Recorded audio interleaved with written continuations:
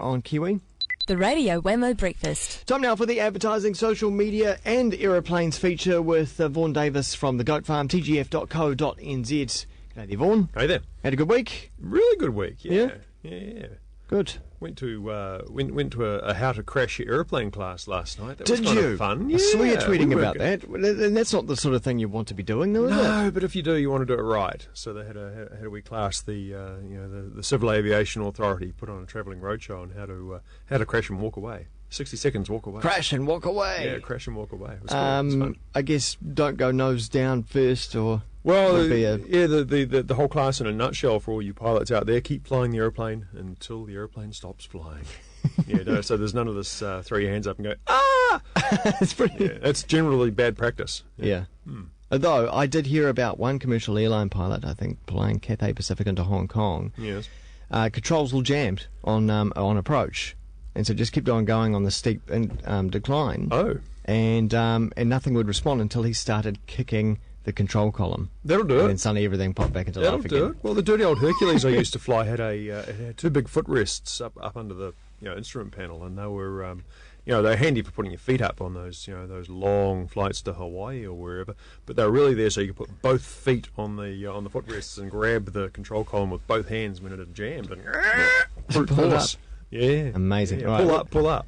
We've gotten a little bit We've digressed, too haven't we? early into aeroplanes. It's Yeah, I meant to be at the know, I end. know. Let's first of all get into. I'll play a little bit of this. You might have heard of this one on TV at the moment. To full tanks, full loads and empty roads.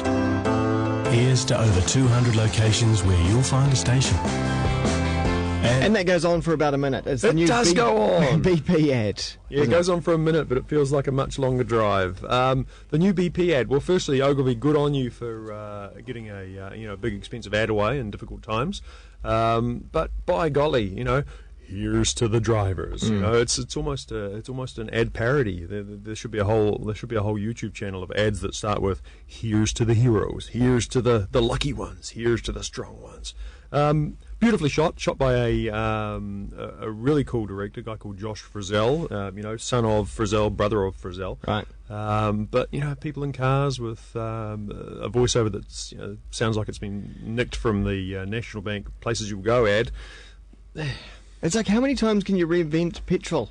Yeah, but and I guess the thing is, is it answering what people really want from a petrol station and what they Apparently, really they want a flat white. They want a flat white and a pie, because I guess that's where the revenue is. But how about here's to the cheaper prices? Yeah. That'd be kind of cool. Because going forward, as they say, Going forward. that's what it's all about, really, isn't it? Yeah, I mean the whole petrol business, it's based around geography. You're not really going to drive past a BP to get to a Shell.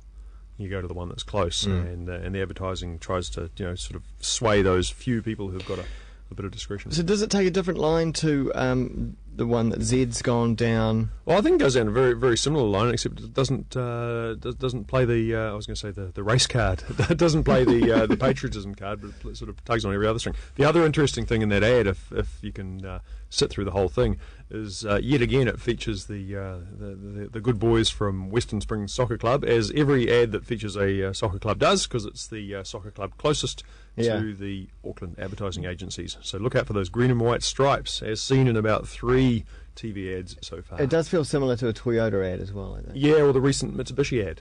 People in cars. It's formulaic stuff. Yeah. And I've been party to that formula in the past. So. Yeah. All right, well, the next campaign we're looking at has been a long time in the making, as far as I'm concerned. Yes. Cadbury Share the Joy. I really like this. It's very, very beautifully shot and produced, and the whole idea being, Cadbury, or DDB and Cadbury, went around New Zealand, captured those sounds of joy. They put on some joyful events, so the Clapping House in Wellington last Christmas, the snow globes over summer, and now they've got Bobby McFerrin to put it together into a beautiful piece of music. Here's a little bit of what it sounds like. Yeah. You've been giving us some great ones too.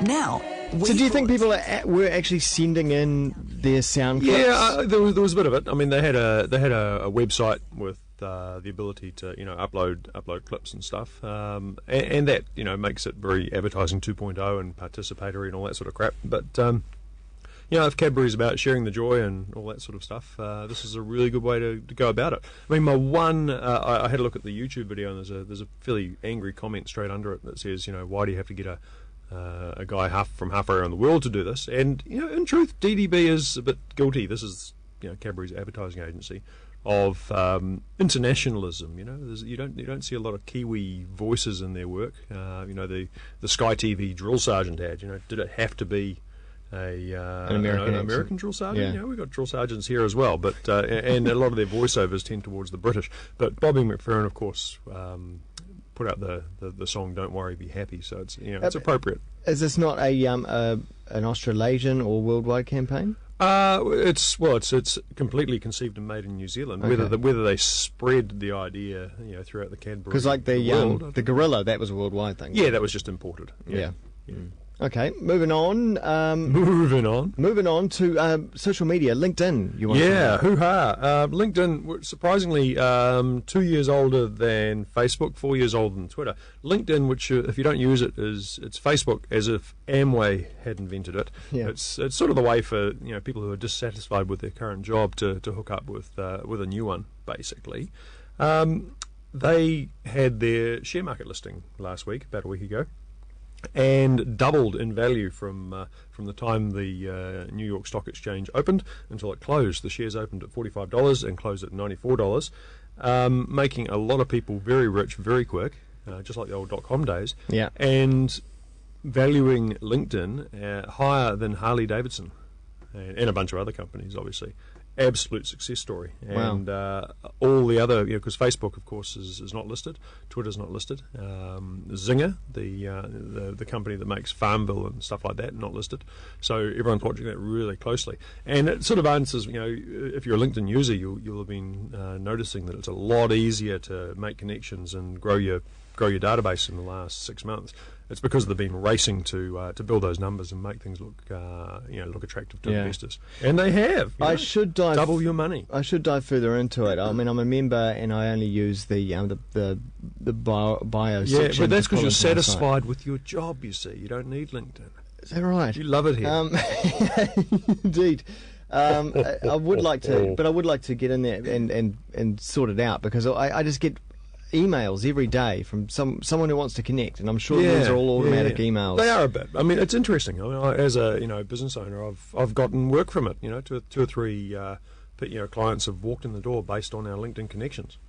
Okay, all right. Heading back now to something quite local, isn't it? Oh, local. Yes, local. Localist.co.nz has launched as well as a competitor. Yeah, yellow local, red. So Localist in red and yellow local in yellow. It's sort of a red local, yellow local tongue twister. Disclaimer: I am one of the 100, which is the 100. I don't know what they call us, influential Aucklanders who have chosen to kick off the Localist side. I went to apply, and I got to the first page, and then there was too many questions. Oh, I went, no, really? I don't want it. No. I was invited. You see, you applied. right. Oh dear. Okay, yeah. But anyway, they're both. It's both the same business model. It's saying, why am I interested in a website that tells me where the good cafes are in Hamilton when I live in Pukekohe? Yeah. So.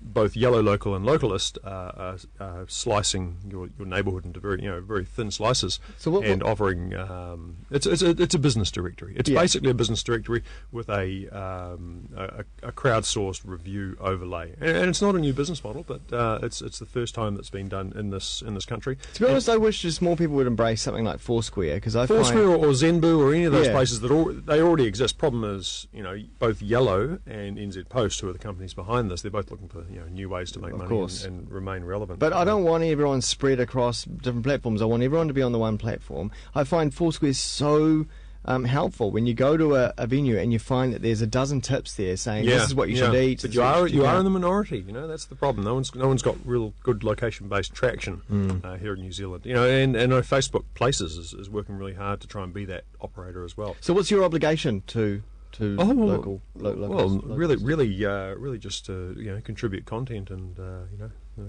be a part of it. There's no payment or incentive. I think there are some points. I think you can gain some points, but I'm not sure what they do. Social events and occasions. Well, do the 100 go and? Oh, the 100 do. But it was the 99 last week because I was in Wellington talking at a conference. The 100 weren't raptured off on Saturday. I know. We've got our rapture. Hey, I want to talk about Wellywood. Oh, yes. Rapture and being carted off. Because I heard as I was driving in, the Wellington City Council voted last night to 10 votes to 4. Not that it means anything. They voted to recommend to the airport company Yeah. not to do the sign, realising full well that they can't stop them. I love the sign. I think it's great. You know what it is? It's just a bumper sticker. We should treat this as seriously as a bumper sticker, except it's a bumper sticker on a hill. You know, it's just a bit of fun. With your advertising, copy, and creative hat on. Do you think that this is some weird kind of crazy campaign going on? Oh, no, I don't. They're going to come out with something. No, I don't think Wild at Heart, which, crazily enough, is the name of the Wellington Airport Company, I don't think they're that clever. I think they just wanted to have a bit of fun, put up a sign. I think they'll be absolutely thrilled that they're getting the attention, because airport branding matters, and...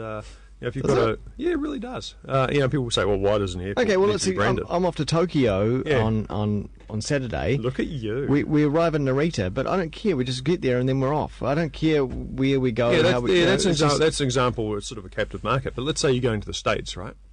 Where would you rather fly in on the West Coast? You got 3 choices. Most people would choose San Francisco. Yeah, because it's got a good rep above LA. It's got a strong brand. But it's more about the city. It's not really but about the airport. even if you're just transferring and flying through, I'd still rather go through San Francisco, because the people are nicer and the airport's a better experience and all that stuff. And flying into New Zealand's a bit like that. You can fly internationally into New Zealand. Can you fly direct into Wellington? Yeah. God, why the hell would you want to do that? I don't know. See the sign. And the sign could be handy. The weather gets pretty bad down there, and as a pilot, good to have a sign so you know when you're there. How about they fix the runway, make it longer, do all that kind of stuff before they start branding it up? Make it safer. Well, maybe with the better branding, more people will come. They'll get more revenue, and they can make it safer. It's not unsafe. Chicken and eggs. Unlike the bloody Grand Chancellor building, which I've got a solution for, because we're in the airplane segment. Yeah. Skyhawks. As a bombing run? Yeah.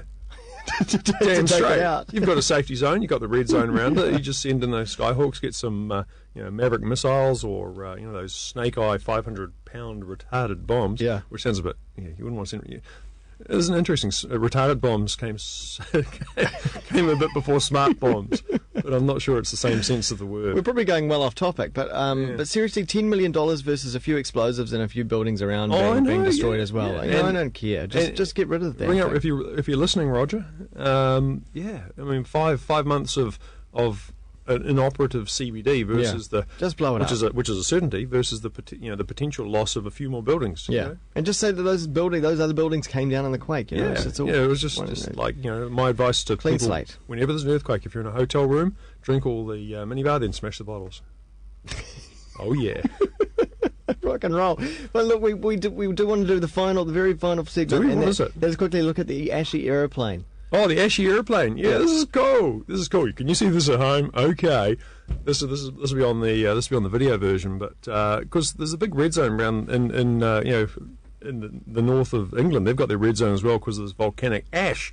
And the boss of Ryanair said, "Fuck that," and then sent one of his jets up into what was supposedly the ash cloud of death. Came back perfect. But the people on the radar said they didn't go anywhere near the ash cloud. Who do you believe? Anyway, they went into the prohibited zone. But there's a beautiful picture online, and if you search, small plane Iceland Reuters, Reuteas, you'll see a little Piper Cherokee, which is coincidentally the same airplane I'm looking at buying, very close to the ash cloud. Nice. Gives me some buyer confidence to know that the Piper Cherokee is volcano friendly. Yeah. You too can fly around Ruapehu when it erupts. When it does. tgf.co.nz as we head to see this once again as a video as well and join the conversation over there. Sure. And I look forward to seeing you again in 2 weeks. Yeah, cool. All right.